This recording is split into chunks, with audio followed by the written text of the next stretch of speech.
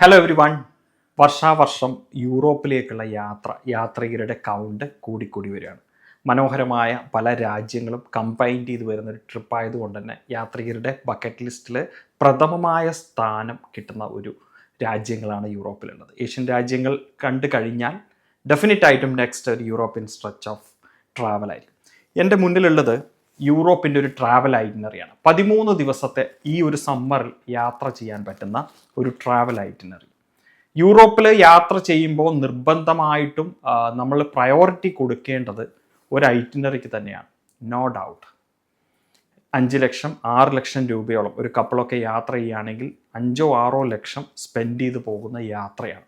അപ്പോൾ യാത്രയിൽ നമ്മൾക്ക് എന്താണ് ഇനീഷ്യലി ഒരു ട്രാവൽ കമ്പനി ഓഫർ ചെയ്യുന്നത്, അല്ലെങ്കിൽ എന്താണ് അവരെങ്ങനെയാണ് ആ പ്രോഗ്രാം ബിൽഡ് ചെയ്തിരിക്കുന്നത്, അത് കറക്റ്റായിട്ട് നമ്മൾ മനസ്സിലാക്കിയിട്ട് മാത്രമേ ഒരു യാത്ര ബുക്ക് ചെയ്യാൻ പാടുള്ളൂ.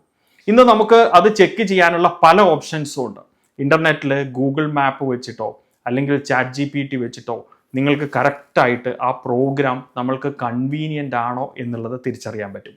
യാത്രയിൽ ഒരുപാട് സമയം ബസ്സുകളിലുള്ള യാത്രയുണ്ടോ, അല്ലെങ്കിൽ നമുക്കതൊരു മൊണോട്ടണസ് ആണോ, നിങ്ങൾക്കോ അല്ലെങ്കിൽ നിങ്ങളുടെ കുട്ടികൾക്കോ ഈസി ആയിട്ട് അത് റെഫർ ചെയ്ത് ഈ ഒരു പ്രോഗ്രാം നമ്മൾക്ക് പറ്റുന്നതാണ് എന്നുള്ളത് ഉറപ്പിക്കാൻ പറ്റും. അതിനുശേഷം മാത്രമേ നിങ്ങൾ പേയ്മെൻറ്റ് കൊടുക്കാവൂ. ഒരു അഡ്വാൻസ് പോലും നിങ്ങൾ ചെയ്യാൻ പാടുള്ളൂ. ഒരു വെൽ സ്ട്രക്ചേർഡ് ഐറ്റിനറിയാണ്. ഇതിപ്പോൾ GTHൻ്റെ 13 ഡേയ്സിൻ്റെ ഒരു യാത്രയെക്കുറിച്ചാണ് ഞാൻ പറയുന്നത്. നമ്മുടെ ട്രിപ്പ് നിങ്ങൾക്ക് മനസ്സിലാക്കാം. ഡേ 1 കൊച്ചിൻ, ദോഹ, പാരീസ് ആണ്. കൊച്ചിൻ നിന്ന് ഏപ്രിൽ 17 പുലർച്ചെ 4 മണിയുടെ ഖത്തർ എയർവേസ് ഫ്ലൈറ്റിൽ നമ്മൾ പുറപ്പെടുന്നു. ദോഹയിലൊരു ട്രാൻസിറ്റ് 2.5 മണിക്കൂർ ട്രാൻസിറ്റ് കഴിഞ്ഞിട്ട് നേരെ പാരീസിൽ അറൈവ് ചെയ്യുന്നു. നമ്മളൊരു 2.5 മണിയോടുകൂടി പാരീസിലെത്തും. അവിടുത്തെ ഇമിഗ്രേഷൻ പ്രൊസീജിയേഴ്സ് ഒക്കെ കഴിഞ്ഞ് നേരെ എയർപോർട്ടിനടുത്തുള്ള ഹോട്ടലിൽ ചെക്ക് ഇൻ ചെയ്ത് അന്നത്തെ ദിവസം തീരുന്നു. Day 2 complete in to Paris ആണ്. പാരീസിലെ city tour, Eiffel tower, Seine river cruise, അങ്ങനെയുള്ള ആക്ടിവിറ്റീസ് എല്ലാം കണ്ടുകൊണ്ട് പാരീസിൽ തന്നെ അന്ന് നൈറ്റ് താമസിക്കുന്നു. ഈ പാരീസ് സിറ്റി ടൂർ റിലാക്സ്ഡ് ആണോ എന്നുള്ളതും ഇമ്പോർട്ടൻ്റ് ആണ്. അതുകൂടാതെ പാരീസിൽ നമ്മൾക്ക് ഒരു ലോക്കൽ ഫുഡ് എന്ന് പറഞ്ഞാൽ വെറുതെ ബർഗറോ സാൻഡ്വിച്ചോ കൊടുക്കുകയല്ല. നല്ല അവിടെ ഒരു പ്രോമിനൻ്റ് ആയിട്ടുള്ള ഒരു റെസ്റ്റോറൻറ്റിൽ ഒരു ഫ്രഞ്ച് ഫുഡ് നിങ്ങൾക്ക് ടേസ്റ്റ് ചെയ്യാൻ, അല്ലെങ്കിൽ യൂറോപ്യൻ ക്യൂസീൻ എക്സ്പീരിയൻസ് ചെയ്യാൻ പറ്റുന്നത്. അതൊരു എക്സ്പീരിയൻസ് ആണ്. അത് പറ്റുന്നുണ്ടോ എന്നുള്ളത് ആ പാക്കേജിൽ വന്നിട്ടുണ്ടോ എന്നുള്ളത് ഇമ്പോർട്ടൻ്റ് ആയിട്ട് നോക്കുക. നെക്സ്റ്റ് ഡേ 3 പാരീസ്, ബ്രസൽസ്, ആംസ്റ്റർഡാമിലേക്കുള്ള യാത്രയാണ്. പാരീസിൽ നിന്നും 4 മണിക്കൂർ ബ്രസൽസിലേക്ക്.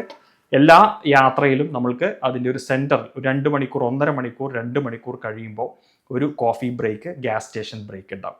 ഒരു 20 മിനിറ്റ്സോളം ഗ്യാസ് സ്റ്റേഷൻ ബ്രേക്ക് കഴിഞ്ഞിട്ട് അടുത്ത സ്പോട്ടിലേക്ക് പോകുള്ളൂ. പാരീസിൽ നിന്ന് നേരെ ബ്രസൽസിൽ വരുന്നു. ബ്രസൽസിൽ എത്തിയതിന് ശേഷം അവിടുന്ന് ലഞ്ചും കഴിഞ്ഞ് ബ്രസൽസ് 2-2.5 മണിക്കൂർ സിറ്റി ടൂറാണ് അന്ന് വരുന്നത്. അതിനുശേഷം നേരെ ആംസ്റ്റർഡാമിലേക്ക് എത്തുന്നു. ആംസ്റ്റർഡാമിൽ അന്ന് നൈറ്റ് സ്റ്റേ ചെയ്യുന്നു. Paris to Brussels 4 hours trip. There will be a break. 2 മണിക്കൂർ കഴിയുമ്പോൾ ബ്രസൽസിലെ സിറ്റി ടൂറും ലഞ്ചും കഴിഞ്ഞതിന് ശേഷം ആംസ്റ്റർഡാമിലേക്കുള്ള യാത്രയാണ്. അന്നത്തെ നൈറ്റ് ആംസ്റ്റർഡാമാണ്. തീർച്ചയായും നമ്മൾ ഇത്രയും ഒരു ബജറ്റ് ഫ്രണ്ട്ലി ആയി നല്ലൊരു പ്രോഗ്രാം സ്ട്രക്ചർ ചെയ്യുമ്പോൾ സിറ്റിക്കകത്ത് നമ്മൾക്ക് ഹോട്ടൽ കൊടുക്കുന്നതിനൊരു പരിമിതിയുണ്ട്. അതൊരു റേഞ്ച് വൈഡ് പ്രൈസ് വൈസ് വലിയ എക്സ്പെൻസ്. എല്ലാം 4 സ്റ്റാർ ഹോട്ടൽ ആയിരിക്കും. തീർച്ചയായും സിറ്റി വിട്ടിട്ടുള്ള ഹോട്ടലുകളായിരിക്കും പ്രോഗ്രാമുകൾ കൂടുതലും വരുന്നത്. അതിന് നമ്മുടെ കയ്യിൽ കോച്ച് ഉണ്ട്. ട്രാൻസ്പോർട്ടേഷൻ നമ്മൾക്കൊരു ബുദ്ധിമുട്ട് വരാത്തത് കൊണ്ട് തന്നെ അത് പാസഞ്ചേഴ്സിന് വലിയൊരു ഇൻകൺവീനിയൻസ് ആയി തോന്നേണ്ട കാര്യം വരുന്നില്ല. പാരീസ്, ബ്രസൽസ്, ആംസ്റ്റർഡാമിൽ സ്റ്റേ ചെയ്യുന്നു. Day 4 full day in Amsterdam. അതാണ് ഇവിടെ ഒരു ഹൈലൈറ്റ് വന്നത്. എന്തുകൊണ്ടാണ് ആംസ്റ്റർഡാമിൽ നമ്മൾ 2 നൈറ്റ് താമസിക്കാൻ എടുക്കുന്നത്? ഏപ്രിൽ മാസം തുലിപ്പ് ഗാർഡൻ്റെ സമയമാണ്. ഇത്രയും മനോഹരമായ ഒരു കാഴ്ച ആംസ്റ്റർഡാമിൽ നമ്മൾക്ക് ലഭിക്കുമ്പോൾ മാക്സിമം ടൈം നമ്മൾ ആംസ്റ്റർഡാമിൽ സ്പെൻഡ് ചെയ്യാൻ പറ്റണം. നമ്മൾക്ക് ഐറ്റിനറി വെറുതെ ടച്ച് ചെയ്ത് പോയാൽ മിനിമം നമ്മൾക്കൊരു 3 മണിക്കൂർ മുതൽ 4 മണിക്കൂർ വരെയെങ്കിലും മിനിമം ഒരു 3 hours എങ്കിലും ആംസ്റ്റർഡാമിൽ സ്പെൻഡ് ചെയ്താലേ തുലിപ്പ് ഗാർഡൻ നമ്മൾക്ക് കാണാൻ പറ്റും. ചിലപ്പോൾ ഇതൊരു 1 day ഒക്കെ വേണ്ടി വരും. പക്ഷെ അത്രയും നമ്മൾക്ക് നിൽക്കണമെങ്കിൽ 3-4 നൈറ്റൊക്കെ അവിടെ താമസിക്കേണ്ടി വരും. പക്ഷെ നമ്മുടെ ഈ ഒരു ടൈം ഫ്രെയിമിനുള്ളിൽ 2 night is the best option. ആംസ്റ്റർഡാമിലെ തുലിപ്പ് ഗാർഡൻ കണ്ടതിന് ശേഷം ആംസ്റ്റർഡാമിലെ കനാൽ ക്രൂയിസ്, സിറ്റി ടൂറുകൾ, ഇത് കംപ്ലീറ്റ് എക്സ്പീരിയൻസ് ചെയ്ത് അന്ന് നൈറ്റ് നമ്മൾ ആംസ്റ്റർഡാമിൽ താമസിക്കുന്നു. ഡേ 5 യാത്ര ആംസ്റ്റർഡാം, കൊളോൺ, ബൊപ്പാഡ്, ഹെയ്ഡൽബർഗ്. നെതർലാൻഡിലെ ആംസ്റ്റർഡാമിൽ നിന്ന് ജർമ്മനിയിലെ കൊളോണിലേക്കുള്ള യാത്ര. ഒരു ഏകദേശം 3 hours ഡ്രൈവ്. നേരത്തെ പറഞ്ഞതുപോലെ തന്നെ ഒരു ഹാഫ് വേയിൽ ഒരു ബ്രേക്കൊക്കെ വെച്ച് കൊളോൺ പോവിടെ കത്തീഡ്രലും കാര്യങ്ങളൊക്കെ വിസിറ്റ് ചെയ്ത ശേഷം ബൊപ്പാഡ് ടു ഹെയ്ഡൽബർഗ്. ഞങ്ങൾ ഈ ഐറ്റിനറിൽ ചെയ്തിരിക്കുന്ന ഒരു കാര്യം, ജർമ്മനിയിലെ റൈൻ റിവറിലൂടെയുള്ള ഒരു ക്രൂസ്, ഒരു മിനി ക്രൂസ് ബോട്ടാണ് അത് ഇതിൽ ഇൻക്ലൂഡ് ചെയ്തിരിക്കുന്നത്. അതുകൊണ്ട് വലിയൊരു ലോങ് സ്ട്രെച്ച് ഓഫ് കോച്ച് യാത്രയെ കട്ട് ചെയ്തിട്ട് നമ്മുടെ പാസഞ്ചേഴ്സിന് ഒരു ഡിഫറെൻറ്റ് എക്സ്പീരിയൻസ് ഇതിൽ കൊടുക്കാൻ പറ്റുന്നു എന്നുള്ളതാണ്. ഇപ്പോൾ ഈ ബൊപ്പാഡിൽ നിന്നും ഫെറിയിൽ യാത്ര ചെയ്തുകൊണ്ട് ജർമ്മനിയിലെ ഹെയ്ഡൽബർഗിലെത്തും. നമ്മൾ ഹെയ്ഡൽബർഗിൽ അന്നത്തെ ദിവസം സ്റ്റേ ചെയ്യും. ഡേ 6 ഹെയ്ഡൽബർഗ് ടു സ്റ്റുട്ട്ഗാർട്ടാണ്. ജർമ്മനിയിലെ കൊളോൺ, ഹെയ്ഡൽബർഗ്, സ്റ്റുട്ട്ഗാർട്ട് 3 സിറ്റിയാണ് ഈ പ്രോഗ്രാമിൽ വരുന്നത്. സ്റ്റുട്ട്ഗാർട്ടിൽ ബെൻസ് മ്യൂസിയത്തിൻ്റെ വിസിറ്റ് ഉണ്ട്. അതിനുശേഷം സ്വിറ്റ്സർലാൻഡിലെ സ്യൂറിക്കിലേക്ക് യാത്ര ചെയ്യും. നല്ലൊരു യാത്രയാണ് ഈ ദിവസം വരുന്നത്. നമ്മൾ എല്ലാ ദിവസവും യാത്ര ചെയ്യുമ്പോൾ മെയിനായിട്ട് മോർണിംഗിൽ നമ്മൾ ബ്രേക്ക്ഫാസ്റ്റ് ഒക്കെ കഴിഞ്ഞ് ഇറങ്ങിക്കഴിഞ്ഞാൽ ഒരു 2 hours ട്രാവൽ ചെയ്ത് കഴിഞ്ഞാൽ നമ്മൾക്കൊരു സൈറ്റ് സീയിങ് കിട്ടണം. ഏകദേശം പല സ്ഥലങ്ങളിലും ആ രീതിയിൽ സൈറ്റ് സീയിങ് വരുന്ന പോലെയാണ് നമ്മളിത് സ്ട്രക്ചർ ചെയ്തിരിക്കുന്നത്. സ്റ്റുട്ട്ഗാർട്ടിൽ പോകും, സ്റ്റുട്ട്ഗാർട്ടിൽ നിന്ന് സ്യൂറിക്കിലേക്ക് ട്രാവൽ ചെയ്യുന്നു. അതിനിടയിൽ വരുന്ന സൈറ്റ് സീയിങ്സ് നമ്മുടെ ഡീറ്റെയിൽഡ് ആയിട്ടുള്ള ഐറ്റിനറിയിൽ പ്രതിപാദിച്ചിട്ടുണ്ട്. സ്യൂറിക്കിലെത്തുന്നു, സ്യൂറിക്കിൽ സ്റ്റേ ചെയ്യുന്നു. ഡേ 7 സ്വിറ്റ്സർലാൻഡിൽ തന്നെയാണ് മൗണ്ട് ടിറ്റ്ലിസ് യാത്രയാണ്. ടിറ്റ്ലിസ് കാണുന്നു, ലുസേണിൽ പോകുന്നു, അങ്ങനെയുള്ള കാര്യങ്ങളൊക്കെ ചെയ്തുകൊണ്ട് സ്വിറ്റ്സർലാൻഡിൽ തന്നെ അന്ന് താമസിക്കുന്നു. ഡേ 8 ഇതിൽ എടുത്ത് പറയേണ്ട ഒരു ഐറ്റിനറിയാണ് സ്യൂറിക്, വഡൂസ്, ഇൻസ്ബ്രൂക്ക്. ഏതാണ് ഈ വഡൂസ്? നിങ്ങൾ കേട്ടിട്ടുണ്ടാവും. ലിച്ചൻസ്റ്റീൻ എന്ന് പറയുന്ന വളരെ ടൈനി ആയിട്ടുള്ള ഒരു രാജ്യം. ആ രാജ്യം കവർ ചെയ്തുകൊണ്ടാണ് ഓസ്ട്രിയയിലെ ഇൻസ്ബ്രൂക്കിലേക്ക് പോകുന്നത്. ഈ യാത്രയിൽ സ്യൂറിക്, വഡൂസ് ഏകദേശം 1.5-2 മണിക്കൂർ, മാക്സിമം 2 hours കൊണ്ട് നിങ്ങൾ വഡൂസിൽ എത്തുന്നു.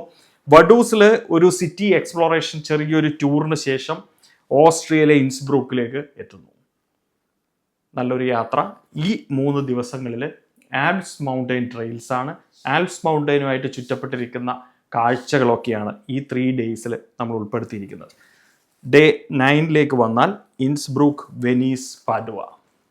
ഇറ്റാലിയൻ സിറ്റിയാണ് വെനീസ്. ഇൻസ്ബ്രൂക്ക് ടു വെനീസ് യാത്ര ചെയ്യുന്നു. വെനീസിൽ നിന്ന് പാഡുവ യാത്ര ചെയ്ത് അവിടെ നമ്മൾ അന്നത്തെ നൈറ്റ് അവിടെ താമസിക്കുന്നു. അതിനുശേഷം ഡേ 10 ആണ് നമ്മളിതിൽ ഒരു ഹൈലൈറ്റഡ് ആയിട്ട് വന്നിരിക്കുന്നത്. ഡേ 10 ഹൈലൈറ്റ് ചെയ്യാനുള്ള കാരണം ട്രെയിൻ ഇറ്റാലിയ നമ്മളിതിൽ ഉൾപ്പെടുത്തിയിരിക്കുന്നു. ആ ട്രെയിൻ യാത്രയും നേരത്തെ ഞാൻ ജർമ്മനിയിൽ ഫെറി അല്ലെങ്കിൽ ബോട്ട് ഇൻക്ലൂഡ് ചെയ്ത പോലെ തന്നെ ട്രെയിൻ ഇറ്റാലിയ ഇൻക്ലൂഡ് ചെയ്യുന്നത് കൊണ്ട് കോച്ച് യാത്ര അവിടെ ബ്രേക്കായി പോവുകയാണ്. അതിൽ വെനീസിൽ നിന്നും പിസാ ഗോപുരവും കണ്ട് ഫ്ലോറൻസിലെ മൈക്കലാഞ്ചലോ സ്ക്വയറും കണ്ട് ഫ്ലോറൻസ് എന്ന റോമിലേക്ക് ഏകദേശം 6 മണിക്കൂറോളം നമ്മൾ കോച്ചിൽ യാത്ര ചെയ്താൽ എത്തേണ്ട സ്ഥലം 1.5 മണിക്കൂർ ട്രെയിനിൽ യാത്ര ചെയ്ത് എത്തുവാണ്. അങ്ങനെ പോകുന്നതുകൊണ്ട് മാത്രമാണ് നമ്മൾക്ക് റോമിൽ 2 നൈറ്റ് കിട്ടുന്നത്. നിർബന്ധമായും ഇങ്ങനെയുള്ള ഒരു ഐറ്റിനറിയിൽ റോം 2 നൈറ്റ് ഉണ്ടോ എന്നുള്ളത് നിങ്ങൾ നിർബന്ധമായും നോക്കണം. അതിൻ്റെ റീസൺ എന്താണെന്ന് വെച്ചാൽ പല പാക്കേജുകളിൽ നമ്മൾ കണ്ടിട്ടുള്ളത് റോമിൽ 1 നൈറ്റും റോമിൽ നിന്ന് ഏകദേശം 3-4 മണിക്കൂർ ദൂരത്തുള്ള ഏതെങ്കിലും ചെറിയ ഒരു നഗരത്തിൽ 1 നൈറ്റും കൊടുക്കും. അങ്ങനെ വരുവാണെങ്കിൽ റോമ നഗരം നിങ്ങൾക്ക് ഹാഫ് ഡേ കൊണ്ട് തീർക്കേണ്ടി വരും. സൈറ്റ് സീയിങ് വളരെ മിനിമലായിട്ടുള്ള സമയത്ത് വത്തിക്കാനിലെ ദേവാലയമൊക്കെ നമുക്ക് കൂടുതൽ സമയത്ത് അവിടെ സ്പെൻഡ് ചെയ്യാൻ പറ്റില്ല. വലിയ ക്യൂ ഒക്കെ ഉണ്ടെങ്കിൽ അതൊക്കെ മിസ്സായി പോകുന്ന സാഹചര്യം വരും. ബാക്കിയുള്ള റോമിലുള്ള ചെറിയ സിറ്റി ടൂറുകൾ, ഷോപ്പിങ്ങിന് കുറച്ച് സമയം കൊടുക്കാൻ നിങ്ങൾക്ക് കിട്ടത്തില്ല. അങ്ങനെയുള്ള ഈ ഐറ്റിനറിയുടെ അവസാന പോർഷൻ ഇറ്റാലിയൻ പാർട്ടാണ് എപ്പോഴും എല്ലാവരും കുറച്ച് ബുദ്ധിമുട്ടാക്കി മാറ്റുന്നത്. അപ്പൊ അത് ഇങ്ങനെ ട്രെയിൻ ഇട്ട് കഴിഞ്ഞാൽ അതിനൊരു സൊല്യൂഷനാണ്. 2 നൈറ്റ് റോം കിട്ടുന്നു, ഫുൾ ഡേ നമ്മൾക്ക് റോം കിട്ടുന്നു, റോം എക്സ്പ്ലോർ ചെയ്യാൻ പറ്റുന്നു എന്നുള്ളതാണ് ഈ ഐറ്റിനറിയുടെ വേറൊരു പ്രത്യേകത. 12ാമത്തെ ദിവസം റോമിൽ നിന്ന് ഖത്തർ എയർവൈസിന് തിരിച്ച് നമ്മൾ ദോഹ വഴി കൊച്ചിയിലേക്ക് ഫ്ലൈ ചെയ്യുന്നു. ഡേ 13 കൊച്ചിയിൽ നമ്മൾ അറൈവ് ചെയ്യുന്നു. യൂറോപ്യൻ യാത്രാ പ്രോഗ്രാമുകൾ എല്ലാം തന്നെ നല്ലതാണ്. എന്നാൽ വെറുതെ ഒരു ഐഫൽ ടവറിൻ്റെ പിക്ചറും കുറേ മഞ്ഞിൻ്റെ ചിത്രങ്ങളും കണ്ട് നമ്മൾ ഒരു ടൂർ ഫിക്സ് ചെയ്യാൻ പോയാൽ അതിൻ്റെ ഇടയിൽ വരുന്ന സ്ഥലങ്ങൾ എത്ര നല്ല രീതിയിൽ നമ്മളത് ഏകോപിപ്പിച്ച് കൊണ്ടുവന്നിട്ടുണ്ടോ എന്നുള്ളത് നമുക്ക് മനസ്സിലാക്കണമെന്നില്ല. അത് മനസ്സിലാക്കി മാത്രമേ നമ്മളൊരു നല്ല യൂറോപ്യൻ യാത്ര സെലക്ട് ചെയ്യാൻ പാടുള്ളൂ. പെട്ടെന്ന് തന്നെ നമ്മൾക്ക് നോക്കിക്കഴിഞ്ഞാൽ ഐറ്റിനറികൾ നിങ്ങൾക്ക് കറക്റ്റായിട്ട് അത് പഠിക്കാൻ പറ്റിയെന്ന് വരും. 2-3 പ്രാവശ്യം ഡീറ്റെയിൽ ആയിട്ട് പ്രോഗ്രാം നോക്കി നിങ്ങൾ ഗൂഗിൾ മാപ്പ് വെച്ച് അത് സ്റ്റഡി ചെയ്ത് ഓരോ ദിവസങ്ങളിലും എത്ര മണിക്കൂറോളം യാത്രകൾ ഉണ്ടെന്നുള്ളതൊക്കെ കൺഫേം ചെയ്തതിന് ശേഷം മാത്രം നല്ലൊരു യൂറോപ്യൻ ടൂർ തിരഞ്ഞെടുക്കുക. ഈ 2026 നിങ്ങൾക്ക് നല്ലൊരു യൂറോപ്യൻ യാത്ര ഉണ്ടാവട്ടെ എന്ന് ആശംസിക്കുന്നു. താങ്ക്